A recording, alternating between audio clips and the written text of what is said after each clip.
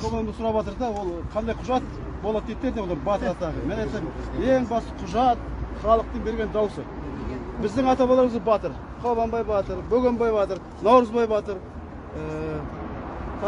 қай батырлар еді? Оларға ешқандай шенеунік кезінде берген жоқ, халық берді батыр атағын.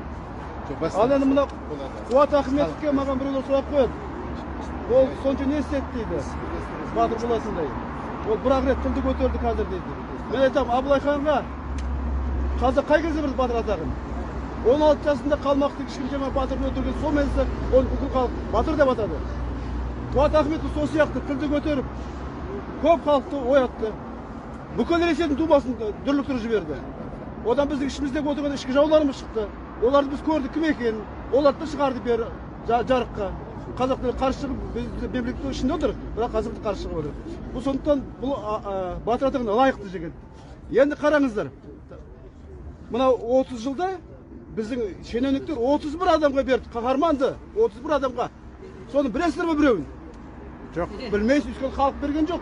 Олар халық еңбек сіңген жоқ. Біреу ғана Тоқтар Әубәкіровті білеміз. Халықтың адамдары емес. Иә, Тоқтар Әубәкіров халықтың адамы, халық оған беріп қойды. Ал 30 адамды қалған 30 адам. Қалай берді? Сол жерде бір сағат өткен олар аты өшті. Абналардың аты мәңгі бақи қазақ тарихында қалады. Мәңгі бақи ұрпақтан ұрпаққа өтеді, ұрпақтан ұрпақ құрметтей береді. Міне сондықтан бұлар лайықты. Ал енді бүгін қазақ елі, бүгін барлығыңыз тойлаңыздар, жақсылап тойлаңыздар. Біз тойшыл қазақпыз ғой, міне сіздерге әдемі той, күнде әдемі, бәрі әдемі. Аямай тойлайық. Өйткені бұл біздің халықтың тойы, басқа ешкім той емес, біздің тәуелсіздігіміз тойы. Рахмет бәріңізге. Ал осымен